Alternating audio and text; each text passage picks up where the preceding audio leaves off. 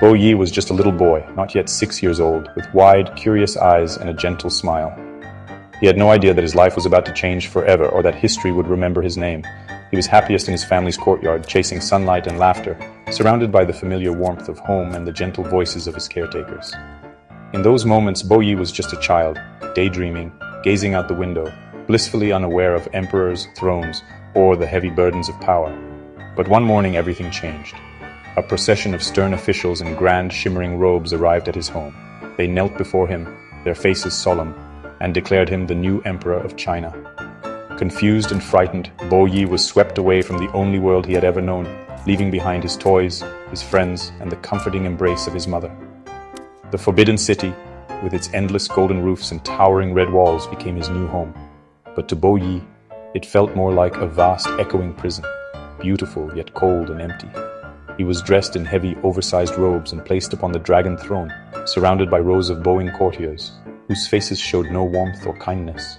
The coronation was a blur of ancient rituals, swirling music and dazzling colors. Yet, all Bo Yi could feel was a deep fear and a desperate longing for his mother's comforting presence. His father, now named Regent, tried to reassure him with gentle words and promises. But even as he knelt beside his son, the ominous words, "He will not be on the throne for long," echoed through the palace halls. The great Qing dynasty, which had ruled for centuries, was crumbling. Its last ruler was not a mighty emperor, but a weeping child, lost in a world too big for him to understand. Bo Yi's world had changed in an instant. Though he wore the crown and sat on the throne, he was still just a lost little boy, overwhelmed by the weight of an empire. The fate of a vast empire now rested on the smallest of shoulders, trembling beneath royal silk and gold. And so, the story of the last emperor began, not with triumph, but with the quiet sorrow of a child alone on the throne. Life in the Forbidden City was strict and isolating. Bo Yi, the son of heaven, was a prisoner in his own palace, surrounded by servants but starved for real companionship. The eunuchs obeyed his every command, but their loyalty was hollow. He learned that his power was an illusion. He could order anything, but nothing truly changed. His education was rooted in ancient traditions, not the realities of a changing world. He was taught to be a symbol, not a leader. The palace was beautiful but empty, a gilded cage for a lonely child. Bo Yi wandered its vast halls, longing for a normal life and real friends. He was both all-powerful and utterly powerless. The emperor of China, but master of nothing. His days were filled with ritual, his heart with emptiness. The Palace of Shadows was his only kingdom. Outside the palace, China was collapsing. The Qing dynasty was weak. Poverty, famine, and foreign domination plagued the land. Revolutionaries like Sun Yat-sen called for a republic, and uprisings spread. The imperial court was divided and powerless, while Bo Yi remained a helpless symbol. He sat through court meetings, sensing fear but understanding little. In 1912, the revolution succeeded. The Empress Dowager signed the abdication. Bo Yi, just 6, lost his throne. The Qing dynasty was over. The boy emperor became a child again, but one marked by loss. The world outside had finally broken in. The empire was gone, and so was his childhood. A new China was being born. After his abdication, Bo Yi remained within the walls of the Forbidden City, still called emperor, but stripped of any real power. The vast palace, once alive with the bustle of an imperial court, became his gilded prison.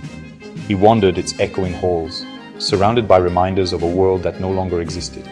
The old rituals continued, performed by loyal servants who clung to fading traditions. Yet, with each passing day, his world grew smaller, the boundaries of his life shrinking to the palace walls.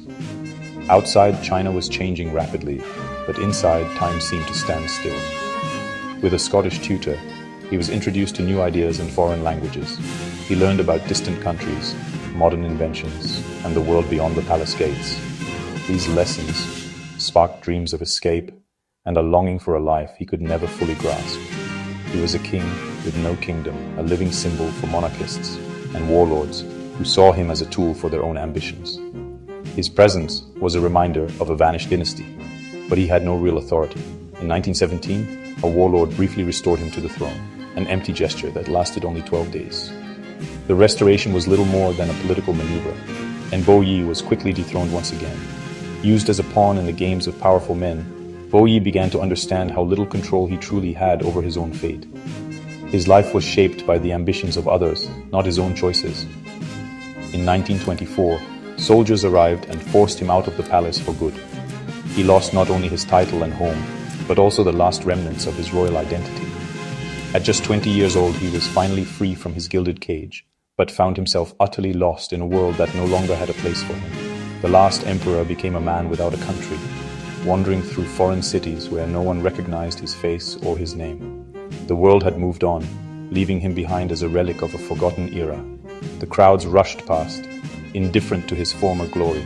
He was no longer a ruler, just a name from a vanished era, a faded memory in the minds of those who once served him. The imperial age was truly over, and with it, the last traces of his reign faded into history. Exiled in Tianjin, Bo Yi lived among Japanese agents who promised to restore his glory. The Japanese invaded Manchuria and offered him a new throne as Emperor of Manchukuo. Desperate for power, Bo Yi agreed, not realizing he was becoming a puppet. In 1934, he was crowned Emperor of Manchukuo, but the power was an illusion. The Japanese controlled everything. Bo Yi was a figurehead, watched and isolated. For over a decade, he lived this lie, powerless to stop the suffering around him. He became a symbol of occupation and betrayal. His dream of restoration turned into a nightmare. The Son of Heaven was now a puppet on foreign strings. His throne was built on lies and shame. The last emperor's legacy was tainted by collaboration. Power had never felt so empty. World War II ended Bo Yi's puppet reign. The Soviets invaded Manchuria. Bo Yi tried to flee but was captured. He became a prisoner, stripped of all titles. In Soviet captivity, he learned to live as an ordinary man, no longer served or obeyed. He testified at the Tokyo War Crimes Tribunal, claiming he was a victim of circumstance. In 1950, the Soviets handed him to Mao's New China. He was sent to a re-education prison, forced to confess and labor as a commoner. For nearly a decade, he was just prisoner 981, learning about the suffering caused in his name. The transformation was slow and painful. The Son of Heaven became just another man. His imperial identity was erased.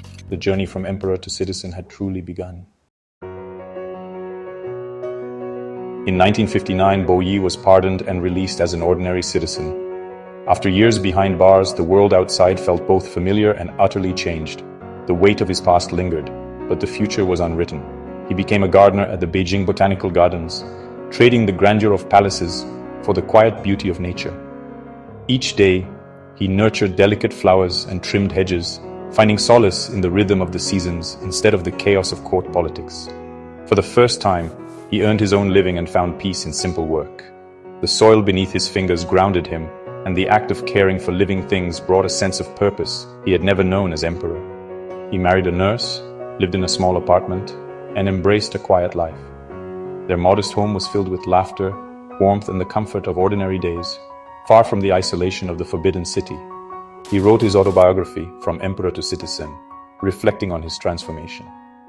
Through writing, he confronted his regrets and shared his journey with the world, hoping others might learn from his mistakes. The book became a bestseller, making him a symbol of re-education success. Readers were fascinated by his honesty and the dramatic arc of his life, from absolute power to humble renewal. Bo Yi's journey was both tragic and redemptive. He lost everything, yet in that loss, he discovered a new sense of self and dignity. He was a victim of history, but also made choices that shaped his fate. His story is a reminder that even those born to rule are not immune to the tides of change. From the dragon throne to the garden soil, he finally found belonging. The garden became his sanctuary, a place where he could simply be himself. The last emperor's story is a lesson in power, loss, and humanity. It shows us that redemption is possible even after the greatest falls from grace.